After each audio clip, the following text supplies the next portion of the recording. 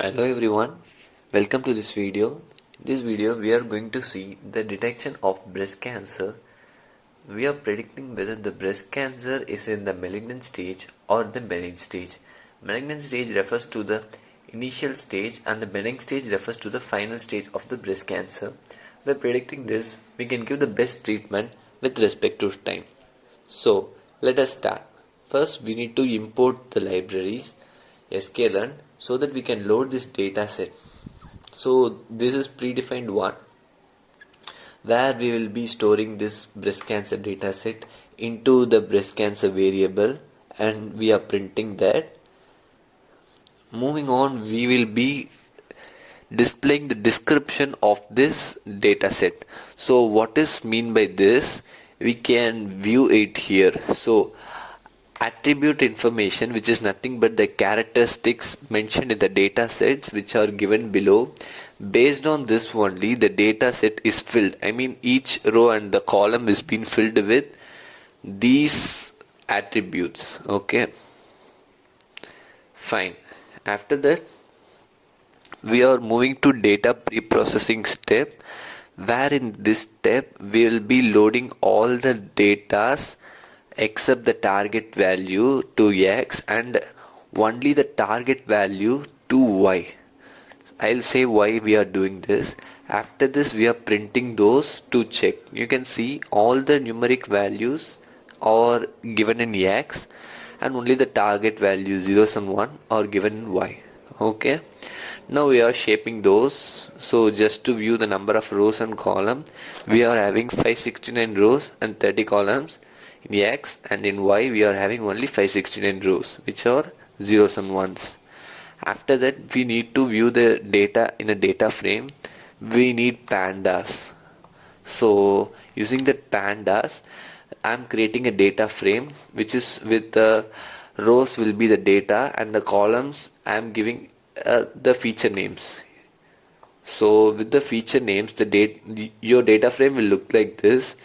In addition to that, I'm creating a column called class which is filled with the target values. So you can see this at the last, yeah, either 0 or 1. Okay. So and then this describe keyword is used to view the summary, or also can use to see the statistical values of a particular column or an entire data frame. So this step is not that much necessary for our program because we don't have any null values in our data set. If we are having any nulls in our data set, means we will be using this describe and we will be taking the mean value. Okay. After that we need to check how many ones and how many zeros are present in our data set. So I'm using value counts keyword and I'm having this much zeros and this much one in my data set. After that I'm printing the target names, where 0 refers to malignant and 1 refers to benign. Okay. Now we are again printing the mean for only the class, which means the target variable. Okay. So moving on to the next step, we are training and testing the data. Okay. For that we need to import this predefined function train test split from this sklearn.model selection.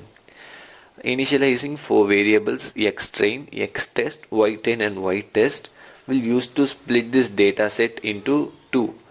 Okay, let's do this. First of all, I'm splitting this. After this, I'm able to shape the data, right? So we have ytrain and ytest. Generally this y is equal to ytrain plus ytest. Data will be splitted among this ytrain and ytest in the ratio of 80:20, where 80% of the data in the y will be given to train and the 20% of the data which is in the y will be given to the test. So you can see the 20% of this 569 will be 144 and 143, and the balance 80% will be this. Cool, right?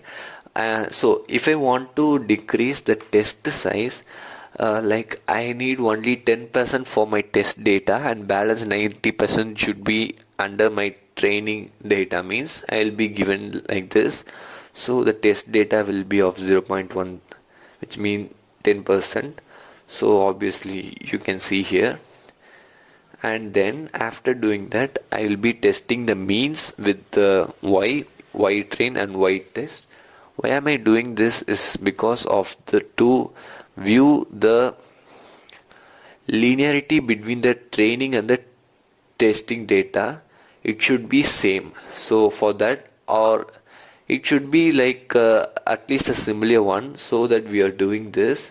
So the data should be close to each other, but somewhat it is less than the test and the training data set. So we are going to use a stratify keyword where it will equalize all the three according to where it is less, so that will be raised, and where it is in a higher quantity and that will be less. So after doing this, if we print the same, all the three will be equalized.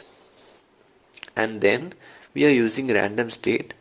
Random state is nothing but the number of tries, or like called as an iteration indirectly.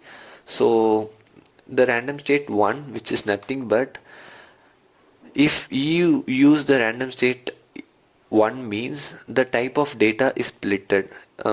Say for example, how many times, or the number of try. So the number of attempt here is 1. So for the first try, I'll be splitting my data set into this type. I mean the entire one which you saw previously. Okay. After that, I'm printing the x train, which what we did for y, same for x.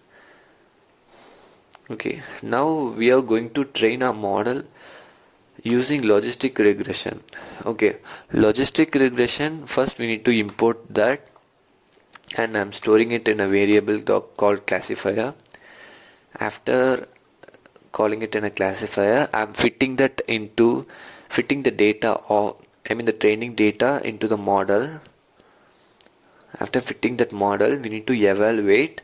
So for evaluating, we need this accuracy score, which is under sklearn.metrics. So we are going to predict the training data first, so x train, and after predicting the x train, we are going to view the accuracy of training data. For that, we need to check with the prediction already done on the training data with the y train variable. So generally, if you see, only the x train and y train will be the training data. First we already predicted the x train, and now we are comparing it with this y train. So we'll be getting a score. Yeah, actually this is a good sign. If we get above 0.8 or 0.85, like that is a good model, and like it fits well. Same for test data. First we are predicting the value, for the x test, and then again we are comparing it with the y test. So the data given for accuracy of the test data will be 0.92 something. Okay, we have come to the last part of our program. What is it? Is the prediction one. So I have already given the dataset value, a single input which will be containing of 30 values. Under each is under a column. Say for example, if the first one will be of mean radius and second one will be of something mean, like this concave or something like that. So we have 30 values.